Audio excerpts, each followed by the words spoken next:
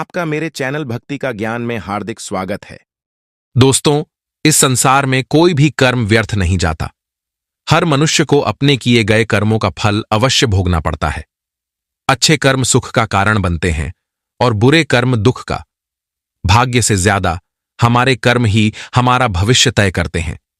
जो जैसा करता है उसे वैसा ही लौट कर मिलता है। यही है कर्म का अटल नियम। जीवन में जो कुछ भी हमें मिलता है वह हमारे ही कर्मों का प्रतिफल होता है। मनुष्य अपने कर्मों से बड़ा होता है, जन्म से नहीं। आज का हर कर्म कल की तस्वीर बनाता है। इसलिए समझदारी इसी में है कि हम हर काम सोच समझ कर करें, क्योंकि ईश्वर देर कर सकता है पर कर्मों का हिसाब कभी नहीं छोड़ता।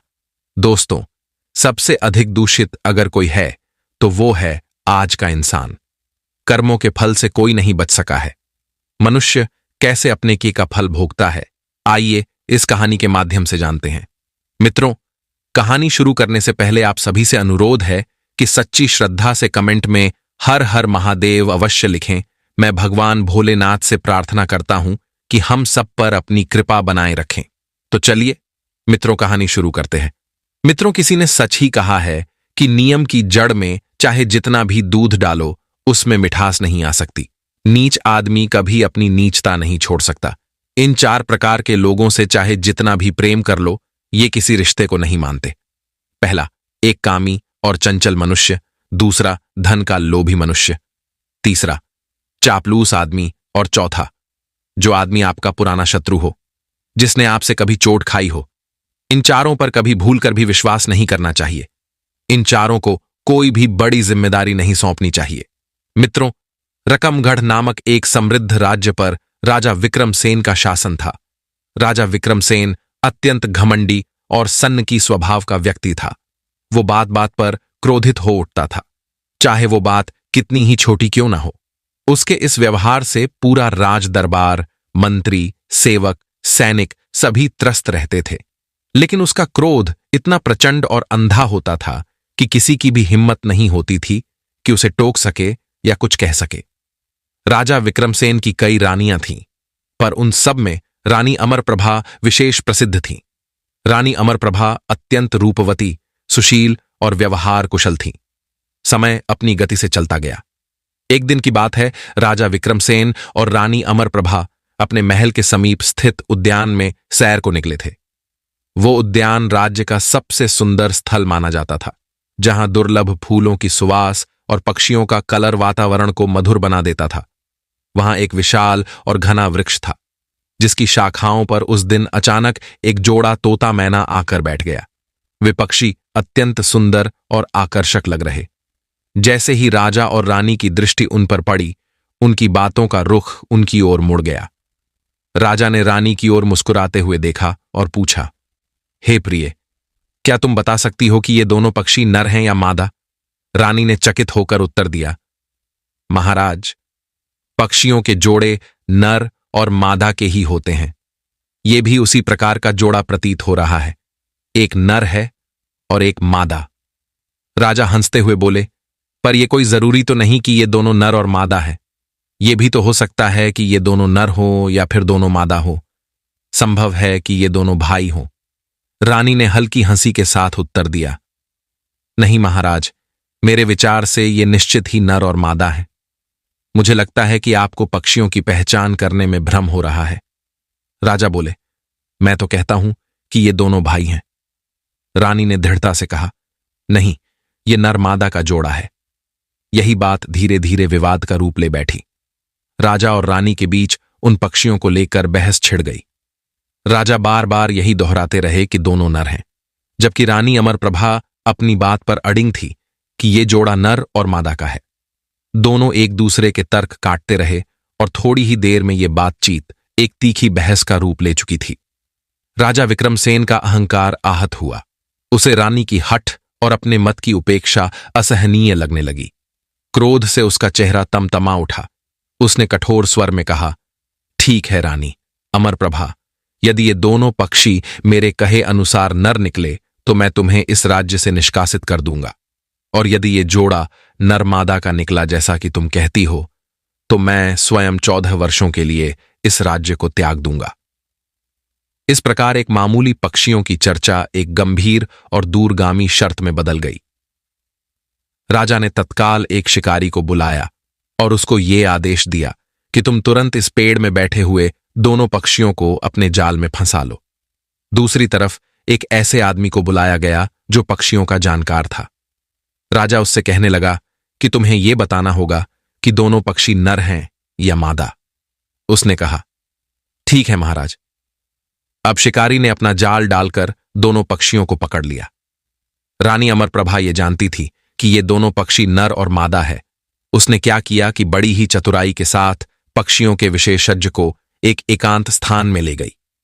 वहां पर उसके हाथ में 100 स्वर्ण मुद्राएं रखते हुए वो कहने लगी, भाई, मैं अपने महाराज से बहुत ही प्रेम करती हूं और मेरे महाराज के बिना ये राज्य भी नहीं चल सकता। इसीलिए मैं चाहती हूं कि इस शर्त में तुम राजा को जितवा दो। अगर मुझे देश निकाला हो भी गया तो महाराज इस राज्य का संचालन ठीक ठाक से कर लेंगे, परंतु यदि महाराज 14 साल के लिए चले गए तो यह राज्य विहीन हो जाएगा। और कहते हैं कि जिस राज्य का कोई राजा नहीं होता वहां पर अराजकता फैल जाती है। राजा के ना होने के कारण डाकू, लुटेरे, बदमाश प्रजा पर अत्याचार करने लगते हैं। इसीलिए तुम्हें झूठ बोलकर राजा को जितवाना होगा। पक्षियों के जानकार ने कहा, ठीक है महारानी, मैं ऐसा ही करूंगा। वहीं शिकारी ने दोनों पक्षियों को पकड़ लिया और महाराज के सामने पेश किया। राजा ने पक्षियों के जानकार से पूछा, हां भाई, अब तुम बताओ इन दोनों में क्या फर्क है? ये दोनों नर है या मादा? तब पक्षियों का विशेषज्ञ, जो पहले से ही रानी से घूस ले चुका था, अब क्योंकि दोनों पक्षियों में से असल में एक नर था और दूसरा मादा, रानी के कहे अनुसार अब उस विशेषज्ञ को झूठ बोलना था। तो वह कहने लगा, महाराज, यह दोनों पक्षी नर हैं। राजा को क्या पता था कि पक्षियों का विशेषज्ञ झूठ बोल रहा है। राजा को जब यह बात पता चली कि उसकी बात बिल्कुल ठीक निकली तो राजा मन ही मन में बहुत ही प्रसन्न हुआ और वह एकदम से अपनी रानी से कहने लगा, रानी, तुम बहुत ही घमंडी हो। तुमने मेरी बात नहीं मानी। अब तुम शर्त हार चुकी हो। अब मैं तुम्हें देश निकाला देने जा रहा हूं। इस तरह से रानी ने उस पक्षियों के जानकार से झूठ बुलवाकर देश निकाला तो ले लिया, लेकिन वह अंदर ही अंदर बहुत ही दुखी हो रही थी। सोचने लगी कि अब मुझे अपने पति से अलग होना पड़ेगा। तब रानी ने राजा से प्रार्थना की, महाराज, आप मुझे देश निकाला मत दीजिए। महाराज, इस समय मैं ठीक हालत में नहीं हूं, मैं गर्भवती हूं। अब आप ही बताइए कि ऐसी अवस्था में मैं कहां जाऊंगी। लेकिन राजा ने रानी की इस बात पर कोई ध्यान नहीं दिया। राजा अहंकारी और सन्नकी स्वभाव का तो था ही। कहने लगा, रानी, अब तुम शर्त हार चुकी हो और इसके अनुसार तुम्हें देश छोड़कर जाना ही होगा। राजा ने उसी समय सैनिकों को बुलाया और उन्हें आदेश दिया कि सैनिकों, हमारी रानी को पकड़कर ले जाओ और इसे हमारे राज्य की सीमा के बाहर किसी जंगल में छोड़ आओ। सैनिक रानी अमरप्रभा को लेकर चल पड़े। चलते चलते वो राज्य की सीमा से बाहर निकल आए और एक घने जंगल में रानी अमरप्रभा को अकेला छोड़ दिया गया।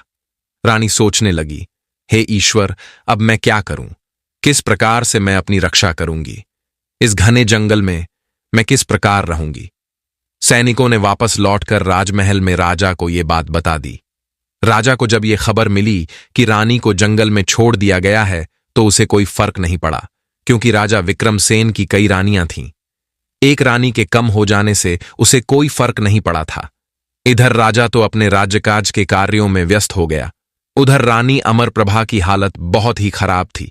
वो बेचारी गर्भवती थी। ऐसी अवस्था में वो झाड़ियों में छुपकर अपना समय काटने लगी। भूख लगने पर वो वृक्षों के पत्ते और फल खा लेती। ऐसे करते करते किसी तरह से रानी को उस वन में 3 महीने बीत जाते हैं। उस दुखियारी की जंगल में कोई देखभाल करने वाला नहीं था, परंतु कहते हैं कि भगवान भी ऐसे लोगों की कुछ न कुछ सहायता जरूर करता है। एक दिन की बात है, पड़ोसी राज्य भूमलगढ़ का राजा सूरजभान शिकार खेलने के लिए उस वन में आया। शिकार खेलते खेलते राजा सूरजभान उसी जगह पर जा पहुंचा जहां पर रानी अमरप्रभा रहती थी। रानी अमरप्रभा ने जब घोड़ों के आने की आवाज सुनी तो तुरंत वो झाड़ियों में जाकर छिप गई। राजा सूरजभान को उन झाड़ियों के बीच कुछ आहट सी सुनाई दी। राजा ने सोचा कि अवश्य ही इन घनी झाड़ियों में कोई हिरण या सूअर होगा। राजा ने तुरंत अपने सैनिकों को आदेश दिया कि इन झाड़ियों को चारों ओर से घेर लिया जाए। अवश्य ही इसके अंदर कोई शिकार मालूम पड़ता है। राजा के सैनिकों ने तुरंत उन झाड़ियों को चारों दिशाओं से घेर लिया। अपने चारों तरफ तीर तलवार लेकर खड़े हुए सिपाहियों को देखकर रानी घबरा गई। वो सोचने लगी कि आज तो मुझे ये लोग शिकार समझकर मार ही डालेंगे। यही सोचकर रानी ने आवाज लगाई कि भाइयों, मैं आपका शिकार नहीं हूं। मैं तो एक दुखी और लाचार स्त्री हूं। मुझ दुखिया को मारकर आप लोगों को क्या मिलेगा? जब एक स्त्री की आवाज राजा सूरजभान ने सुनी तो राजा बड़ा ही अचंभित हुआ। राजा बोला, तुम कौन हो और यहां पर कहां से आ गई हो? तब रानी कहने लगी, भाइयों, मेरा इस दुनिया में कोई नहीं है, न मेरा कोई रिश्तेदार है, न कोई सगा संबंधी। मैं तो इस वन में रहकर अपना समय काट रही हूं। दूसरी तरफ राजा सूरजभान भी एक बहुत ही दयालु प्रवृत्ति का था। वो कहने लगा, कोई बात नहीं, मैं तुम्हें अपने धर्म की बहन बनाता हूं। तुम इन झाड़ियों से बाहर निकल आओ, मैं तुम्हें अपने घर ले चलूंगा। यूं समझो कि आज से तुम्हारे दुखों का अंत हो गया है। रानी अमरप्रभा ये बात सुनकर कहने लगी, ठीक है, आपने मुझे अपने धर्म की बहन बना लिया, लेकिन क्या आप मुझे अपना परिचय देंगे कि आप कौन हैं? तब राजा ने कहा, मैं रकमगढ़ राज्य का राजा सूरजभान हूं। अब तुम बिना किसी डर के इन झाड़ियों से बाहर आ जाओ। जैसे ही रानी उन झाड़ियों से बाहर आई तो राजा सूरजभान उसे देखकर हैरान रह गया, क्योंकि रानी अमरप्रभा बहुत ही सुंदर थी। उसका चेहरा चंद्रमा के समान दमक रहा था। उसे देखने से ही मालूम पड़ता था कि वो किसी राज्य की राजकुमारी या कोई अप्सरा है। राजा कहने लगा, बहन, अब तुम बिल्कुल भी चिंता मत करो, मैं तुम्हें अपने घर ले चलूंगा। मैंने आज से तुम्हें अपनी बहन बना लिया है।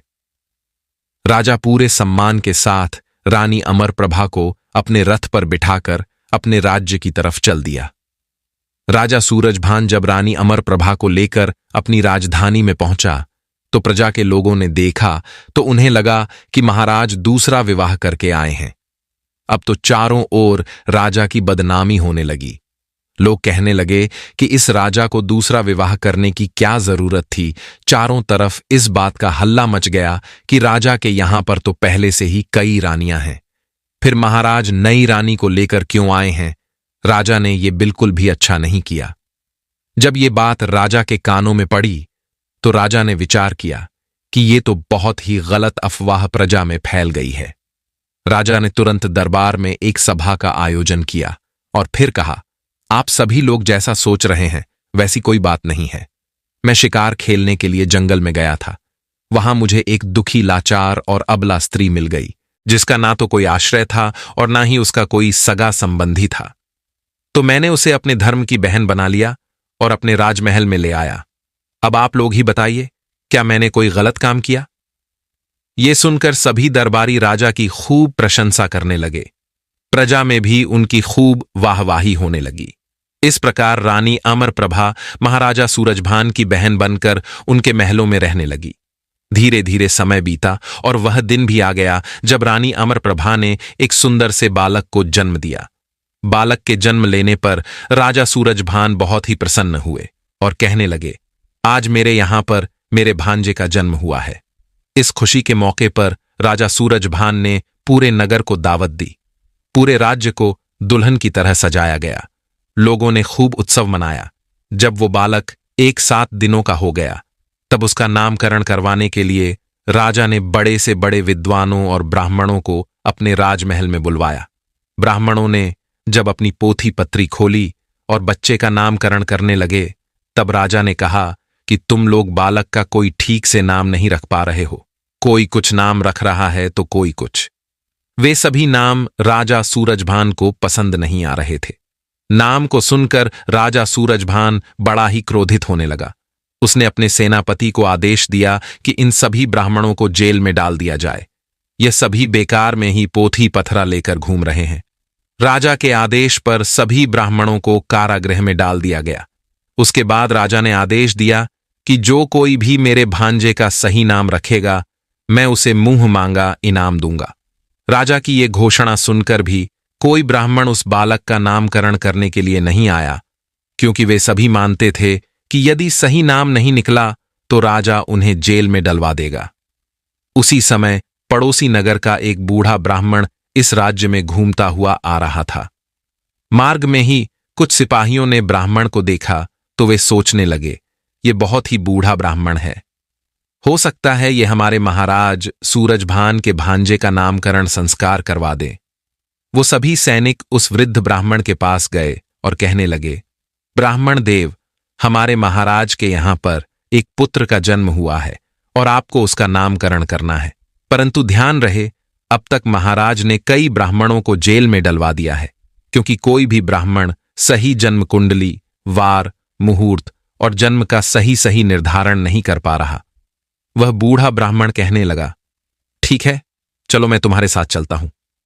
सैनिक उस बूढ़े ब्राह्मण को लेकर महाराज सूरजभान के सामने पेश हुए। राजा सूरजभान ने उस ब्राह्मण का बहुत ही स्वागत किया, उसे उचित आसन दिया और फिर कहा, ब्राह्मण देव, मेरे महल में मेरे भांजे का जन्म हुआ है, आपको उसका नामकरण करना है।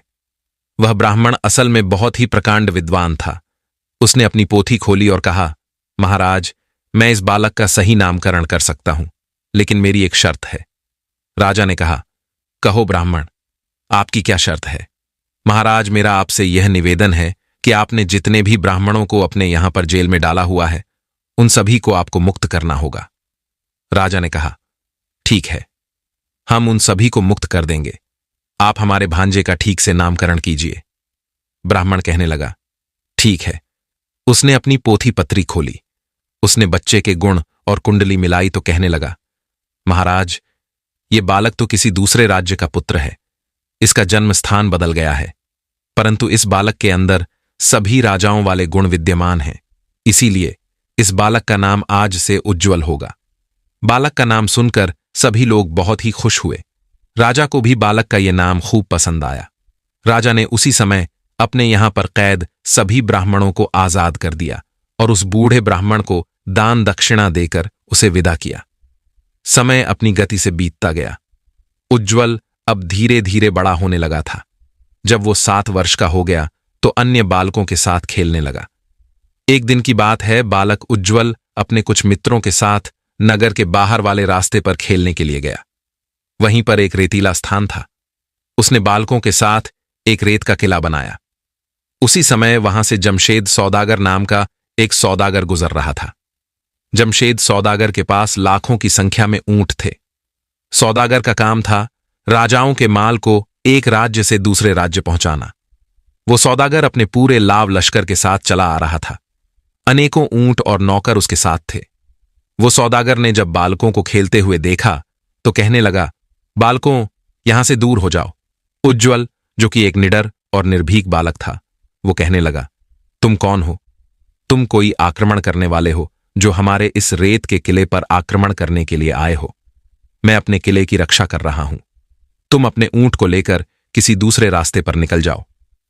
बालक की यह बात सुनकर सौदागर को बहुत ही क्रोध आया। आखिरकार सौदागर की भी तो कुछ अहमियत थी, उसका राजाओं के साथ उठना बैठना जो था। सौदागर कहने लगा, अरे जिद्दी बालक, मेरा रास्ता छोड़ दे। लेकिन उज्ज्वल भी अपनी जिद पर अड़ा रहा। दोनों के बीच वाद विवाद होने लगा, लेकिन उज्ज्वल पीछे नहीं हट रहा था। अब सौदागर को गुस्सा आ गया और उसने उज्ज्वल को 2-4 थप्पड़ झड़ दिए। सौदागर से मार खाकर उज्ज्वल रोता हुआ अपने महल में वापस आ गया और अपने मामा सूरजभान से कहने लगा, मामा जी, आज मैं नगर के बाहर खेलने के लिए गया था।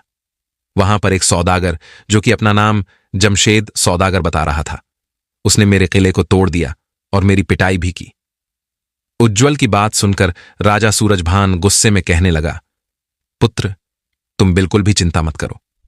जिसने भी तुम्हें मारा है, मैं उसे इस बात की सजा जरूर दूंगा। इस प्रकार उसने अपने कुछ सैनिकों को साथ लिया और उस ओर चल दिया जहां से जमशेद सौदागर आ रहा था। इधर जमशेद सौदागर ने जब देखा कि राजा अपनी सेना लेकर उसकी तरफ आ रहा है तो वह कुछ घबरा सा गया। राजा की सेना ने सौदागर के काफिले पर आक्रमण कर दिया। जब सौदागर को यह खबर मिली तो वो डर के साथ साथ हैरान भी था कि आखिरकार महाराज ने उस पर आक्रमण क्यों किया। महाराज कोई लुटेरे तो है नहीं, तो फिर क्या कारण हुआ जो महाराज उससे नाराज हैं? जमशेद सौदागर उसी समय हाथ जोड़कर राजा के सामने पेश हो गया और कहने लगा, महाराज, हम तो सौदागर हैं और आप एक राजा हैं। आखिर क्या कारण है कि आप मेरे साथियों को मार रहे हैं? राजा सूरजभान क्रोधित होकर कहने लगा, सौदागर, मैं तुझे छोड़ूंगा नहीं। सौदागर ने कहा, महाराज, आखिर मेरा कसूर क्या है? राजा ने कहा, सौदागर, मैंने अपने भांजे को बड़े ही लाड़ प्यार से पाला है और तूने उसकी पिटाई कर दी। ये सुनकर सौदागर महाराज के चरणों में गिर गया और कहने लगा, महाराज, मुझसे बड़ी गलती हो गई, मुझे क्षमा कर दीजिए। मुझे नहीं मालूम था कि वो लड़का आपका भांजा है। इस प्रकार सौदागर ने 1,00,000 स्वर्ण मुद्राएं देकर राजा से अपनी गलती की माफी मांगी। इतनी मुद्राएं लेकर राजा प्रसन्न हो गया और उसे लेकर अपने दरबार में लौट आया। महल में पहुंचकर राजा ने सौदागर का परिचय अपने भांजे उज्ज्वल से करवाया। इस प्रकार जमशेद सौदागर अब महल में ही ठहर गया। राजा ने सौदागर को अपने पूरे नगर की सैर करवाई। अब सौदागर और राजा मित्र बन चुके थे। महल में रहते हुए सौदागर को कई दिन बीत गए। एक दिन महल में घूमते घूमते सौदागर की नजर उज्ज्वल की माता यानी रानी अमर प्रभा पर पड़ी। रानी अमर प्रभा देखने में बहुत ही सुंदर थी। उसे देखकर सौदागर की नीयत खराब हो गई। वो अपने आप से कहने लगा, ये तो बहुत ही सुंदर स्त्री है, इसे तो मेरी पत्नी होना चाहिए। सौदागर ने राजा से पूछा कि ये स्त्री कौन है? राजा ने बताया कि ये हमारी बहन है और जिस बालक को तुमने मारा था वो इसी का पुत्र है। सौदागर कहने लगा, तब तो मुझे उन्हें मिलकर उनसे माफी मांगनी चाहिए। इसी बहाने जमशेद सौदागर रानी अमर प्रभा के पास गया। कहने लगा, रानी जी, मुझसे बड़ी भूल हो गई जो मैंने आपके बेटे पर हाथ उठाया। आप कृपया करके मुझे माफ कर दीजिए। सौदागर ये सब बातें कह तो रहा था मगर असल में उसकी नीयत खराब हो चुकी थी। रानी कहने लगी, अब जो हो चुका उसे अब भूल जाइए। मेरे दिल में आपके लिए कोई कड़वाहट नहीं है। अगले दिन सौदागर ने क्या किया कि एक नवलखा हार रानी अमर प्रभा को उपहार के रूप में दे दिया। वह रानी से कहने लगा, रानी जी, आप जिस प्रकार राजा सूरजभान की बहन हो उसी प्रकार आज से आप मेरी भी बहन हो। ये उपहार आप स्वीकार कीजिए। बड़ी ही खुशी से रानी ने वो हार स्वीकार कर लिया। रानी को भी यही लगा कि सौदागर उसे अपनी बहन मानता है तो उसे भी सौदागर का सत्कार करना चाहिए। रानी ने सौदागर के लिए भोजन लगवाया। राजा सूरजभान के यहां रहते हुए जब सौदागर को बहुत दिन बीत गए तो एक दिन सौदागर ने राजा से कहा, हे राजन, मैं आपकी बहन अमर प्रभा को अपनी बहन मानता हूं। मैं ये देख रहा हूं कि बहुत समय से वो आपके पास ही है। वो हमेशा महल के अंदर ही रहती है। वह कभी कहीं पर भी भ्रमण करने के लिए नहीं जाती, महल से बाहर नहीं निकलती। यदि आपकी अनुमति हो तो मैं बहन अमर प्रभा और भांजे दोनों को कुछ समय के लिए अपने साथ अपने नगर ले जाना चाहता हूं और उन दोनों को अपना नगर दिखाना चाहता। इसी बहाने अमर प्रभा का मन भी बहल जाएगा और यह ज्यादा दिनों की बात नहीं है। थोड़े ही दिन के बाद मैं इन्हें वापस आपके राजमहल में छोड़ जाऊंगा। राजा सूरजभान ने कहा, देखो सौदागर, इस बारे में मैं कुछ नहीं कह सकता। यह फैसला मेरी बहन को ही करना है। यदि अमर प्रभा आपके साथ जाने को तैयार हो तो मैं उसे रोकूंगा नहीं, क्योंकि अब तुम उसके भाई हो। इसके बाद सौदागर रानी अमर प्रभा के पास गया और उसे अपने साथ अपने नगर जाने की बात कहने लगा। अमर प्रभा इस बात को मान गई और सोचने लगी कि जब सौदागर इतना कह रहा है तो मुझे भी इसके साथ चलना चाहिए। लेकिन वो ये नहीं जानती थी कि सौदागर के मन में खोट है। इसके बाद अमर प्रभा राजा सूरजभान के पास गई और कहने लगी, मुझे यहां पर रहते हुए काफी दिन हो गए हैं। यदि आपकी आज्ञा हो तो मैं भाई सौदागर के यहां पर कुछ दिनों के लिए चली जाऊं। राजा सूरजभान ने उसे सौदागर के साथ जाने की अनुमति दे दी। वह सोचने लगे, जब संबंध गहरा जुड़ गया है तो आना जाना तो लगा ही रहता है। राजा सूरजभान ने जमशेद सौदागर पर विश्वास करके अपनी बहन अमर प्रभा को उसके साथ भेज दिया। तुरंत ही एक पालकी तैयार की गई और पालकी में बैठकर रानी अमर प्रभा सौदागर के साथ चली गई। सौदागर मन ही मन में सोच रहा था कि अभी तो मैं इसे अपनी बहन बनाकर ले जा रहा हूं, लेकिन अपने नगर में पहुंचते ही मैं इसे अपनी पत्नी बना लूंगा। इस प्रकार सौदागर अमर प्रभा को लेकर अपने नगर की तरफ निकल पड़ा। सौदागर का काफिला जब चलने लगा तो उसने अपने नौकरों से कहा कि आज रात होने से पहले पहले हमें राजा सूरजभान के राज्य की सीमा से बाहर निकल जाना है, इसीलिए तेजी से चलो। सौदागर के सभी नौकर अपना माल खजाना लेकर तेजी के साथ आगे बढ़ने लगे। पूरे दिन का सफर तय करने के बाद वो राजा सूरजभान के राज्य से बाहर निकल गए। दूसरे राज्य में पहुंचते पहुंचते उन्हें शाम हो चुकी थी। तब सौदागर ने एक सुरक्षित जगह देखकर वहां पर अपना डेरा और तंबू लगा दिया। एक तंबू रानी अमरप्रभा के लिए लगवाया गया और दूसरा तंबू राजकुमार उज्ज्वल के लिए। धीरे धीरे जब आधी रात का समय हुआ तब रानी अमरप्रभा की सुंदर तस्वीर सौदागर के दिमाग में चल रही थी। सौदागर आधी रात के समय उठा और अमरप्रभा के डेरे के अंदर चला गया। रानी का सुंदर यौवन देखकर सौदागर की नीयत खराब हो गई। सौदागर ने जब रानी अमरप्रभा के तंबू में प्रवेश किया तो उसके पैरों की आहट से रानी की नींद खुल गई। वह उठकर बैठ गई। उसकी दृष्टि जब जमशेद सौदागर पर गई तो वह समझ गई कि सौदागर की नीयत उसके प्रति ठीक नहीं है और वह बुरी नजर से उसे देख रहा है। रानी एकदम घबरा गई, पूछने लगी, भैया तुम यहां पर इतनी रात को क्या कर रहे हो? रानी की आवाज सुनकर जमशेद सौदागर अपनी शैतानी मुस्कान के साथ हंसते हुए कहने लगा, रानी अब तुम मुझे अपना भाई कहना बंद करो, क्योंकि आज से तुम मेरी प्रिय पत्नी बनोगी। सौदागर के ऐसे वचन सुनकर रानी घबरा गई।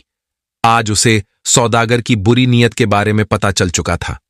सौदागर कहने लगा, रानी जब से मैंने तुम्हें देखा है मैं तुम्हारे रूप का दीवाना हो गया हूं, इसीलिए आज मैंने बहाना बनाकर तुम्हें यहां पर बुला लिया है। अब आज से तुम मेरे महलों की रानी बनोगी, मेरे राजमहल की तुम शोभा बढ़ाओगी। ऐसी बातें सुनकर रानी क्रोध से आग बबूला हो गई। उसकी आंखें लाल हो रही थीं। रानी ने तुरंत अपना खड़कग निकाला और कहने लगी, अगर तूने बुरी नीयत से मुझे छूने की कोशिश की तो मैं तुझे मार दूंगी और खुद भी मर जाऊंगी। मेरे भाई सूरजभान ने तुझ पर विश्वास करके बड़ी ही गलती की है। किसी ने सच ही कहा है कि नियम की जड़ में चाहे जितना भी दूध डालो उसमें मिठास नहीं आ सकती। नीच आदमी कभी अपनी नीचता नहीं छोड़ सकता।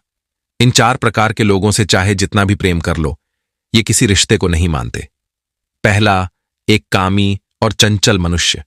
दूसरा, धन का लोभी मनुष्य। तीसरा, चापलूस आदमी। और चौथा, जो आदमी आपका पुराना शत्रु हो, जिसने आपसे कभी चोट खाई हो। इन चारों पर कभी भूलकर भी विश्वास नहीं करना चाहिए।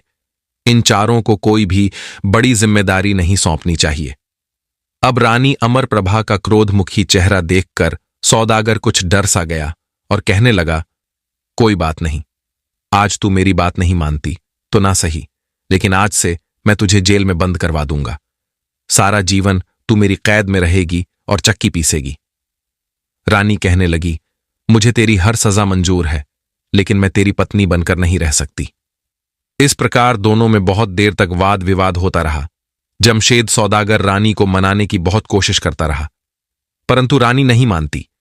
जब सवेरा होता है तो जमशेद सौदागर क्रोध में जलता हुआ अपने तंबू में वापस आ गया। वहां आकर उसने अपने एक नौकर को आदेश दिया कि यहां से सारे लश्कर के साथ आगे बढ़ा जाए। एक दिन का लंबा सफर तय करने के बाद सौदागर अपने गांव में पहुंच गया। सौदागर एक बहुत ही धनवान आदमी था। धन दौलत की उसके पास कोई कमी नहीं थी।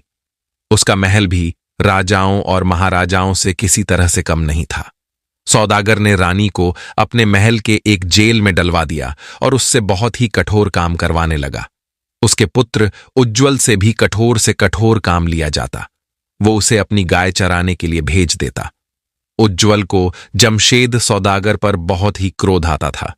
वो सोचता था कि किसी तरह से मैं इस जमशेद सौदागर को जान से मार डालूं, जबकि दूसरी तरफ सौदागर भी इसी ताक में था कि किसी तरह से वह रानी के बेटे उज्ज्वल को अपने रास्ते से हटा दे, क्योंकि यह बड़ा होकर उसके लिए एक खतरा बन सकता है।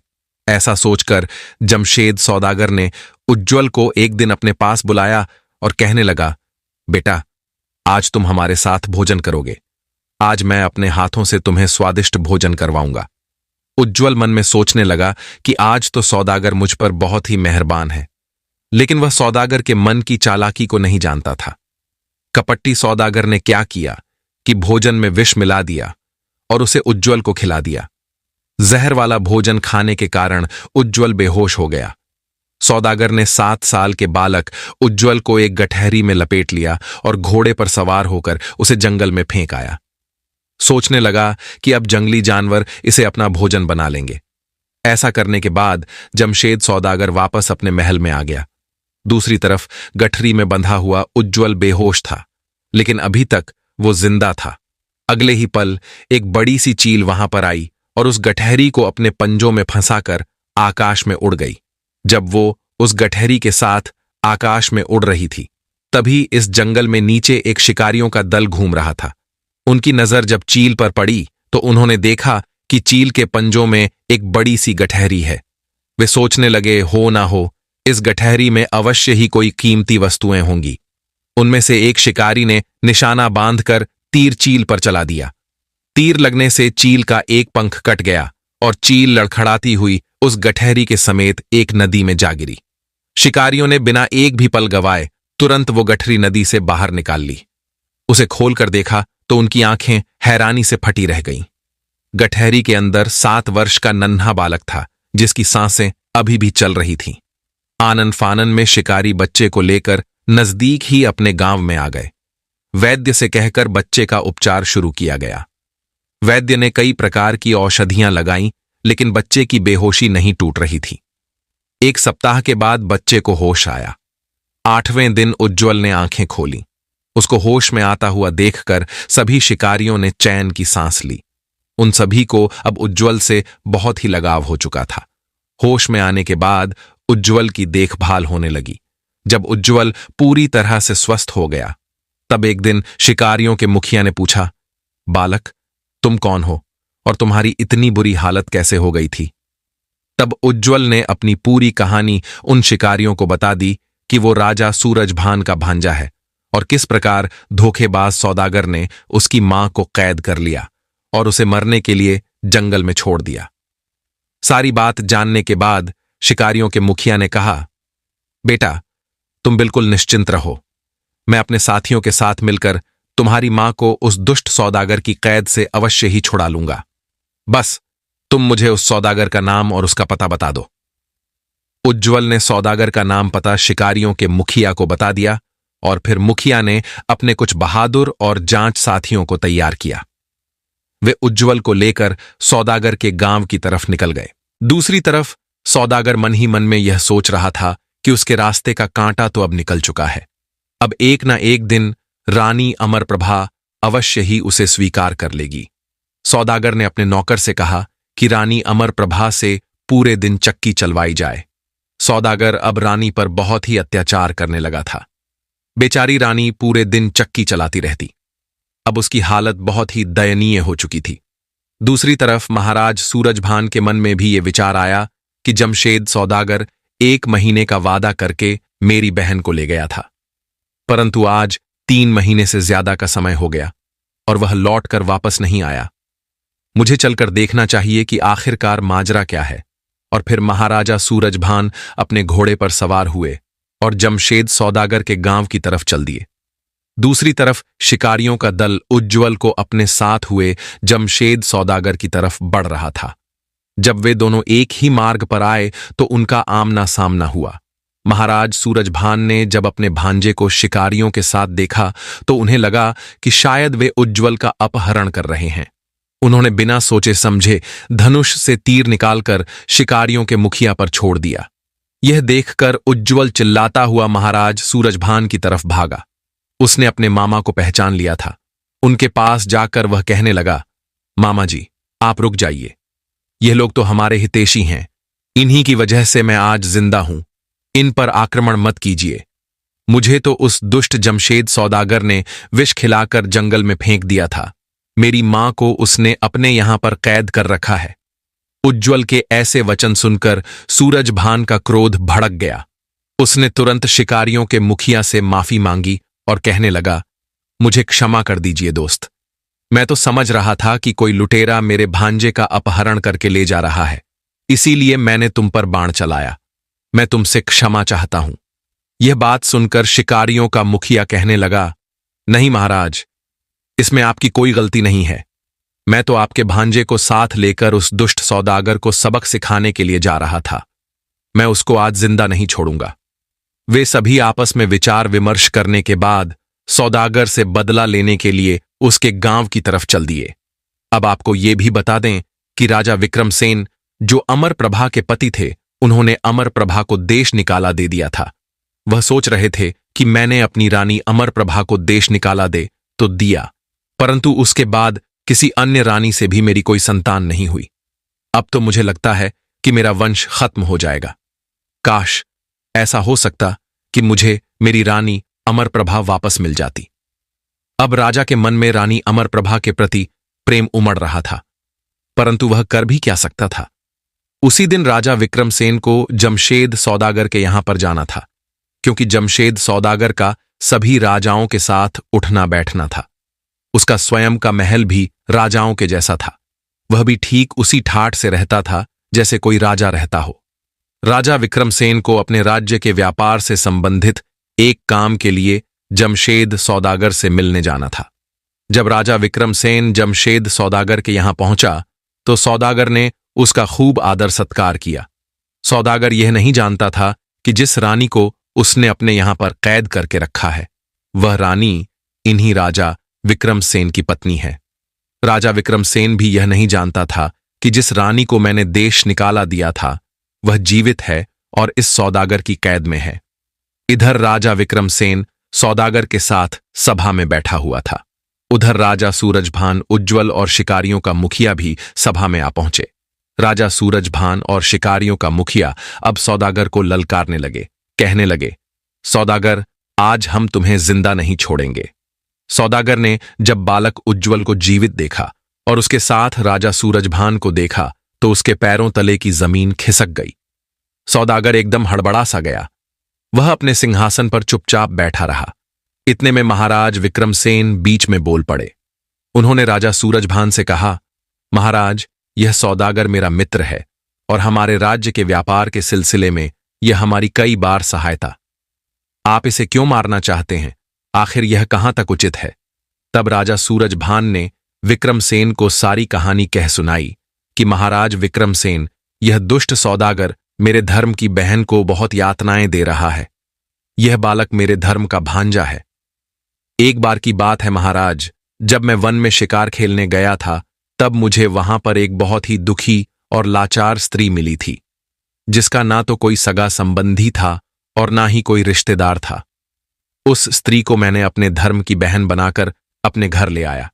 मेरी इस दुष्ट सौदागर से भी मित्रता थी, इसीलिए यह भी उसे अपने धर्म की बहन बनाकर कुछ दिनों के लिए अपने साथ ले आया था। इसके दिमाग में कुछ और ही चल रहा था जो मैं ना पढ़ सका। इसीलिए आज मेरी बहन इसकी कैद में है और मेरे भांजे को इसने जहर देकर मारने की कोशिश की। अब मैं अपनी बहन को यहां से मुक्त कराने के लिए आया हूं। इसे मारकर मैं अपनी बहन को यहां से ले जाऊंगा। पूरी बात सुनने के बाद राजा विक्रमसेन ने सौदागर से कहकर उस स्त्री को आजाद करने के लिए कहा। सौदागर ने अपने एक नौकर को रानी के पास भेजा। नौकर रानी से कहने लगा, बहन, अब तुम उस सौदागर के यहां से आजाद हो रही हो। बाहर कोई तुम्हारा इंतजार कर रहा है।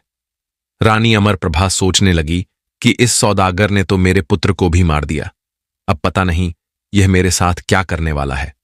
नौकरों के साथ जब रानी अमर प्रभा दरबार में आई तो वहां पर पहले से ही उसका पति विक्रमसेन बैठा हुआ था। वहीं पर उसका पुत्र उज्ज्वल और उसका भाई सूरजभान भी था।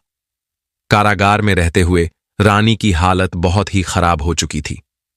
अपनी बहन की ऐसी हालत देखकर सूरजभान क्रोध से भर गया और कहने लगा, दुष्ट सौदागर, मैं तुझे छोड़ूंगा नहीं।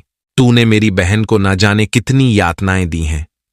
इधर जब रानी अमर प्रभा ने अपने पति को देखा तो उन्हें पहचान गई और राजा विक्रमसेन भी अपनी पत्नी को पहचानने की कोशिश करने लगे कि ऐसे ही रूप रंग वाली तो मेरी पत्नी अमर प्रभा भी थी, जिसे मैंने जंगल में छुड़वा दिया था। राजा विक्रमसेन पूछने लगे, हे देवी, आप कौन हैं? आप बिल्कुल मेरी रानी अमर प्रभा की तरह से दिखती हैं। रानी कहने लगी, महाराज, आप इतनी जल्दी मुझे भूल जाएंगे। मुझे इस बात की बिल्कुल भी उम्मीद नहीं थी। याद करो, जब हम दोनों के बीच एक पक्षियों के जोड़े को लेकर विवाद हो गया था।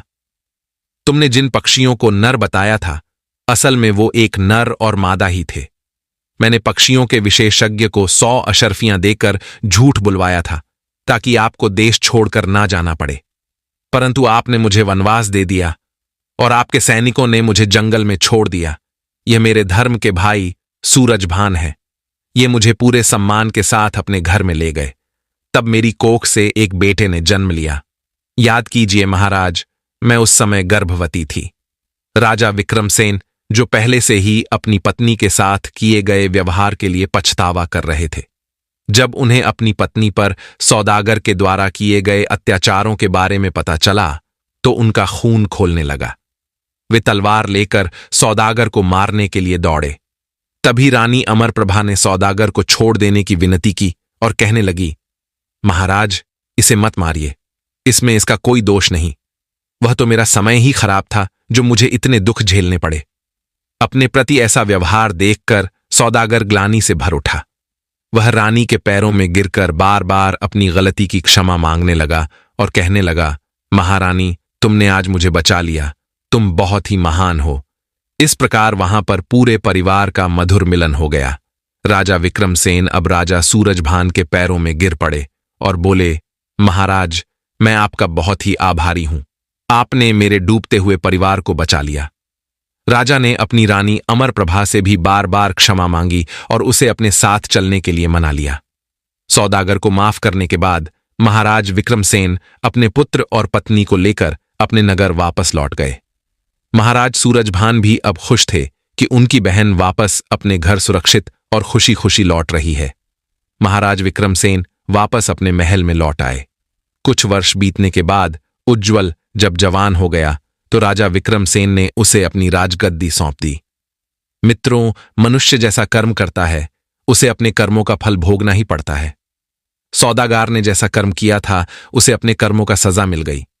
इसलिए मित्रों, मनुष्य को जीवन में हमेशा अच्छे कर्म करते रहना चाहिए।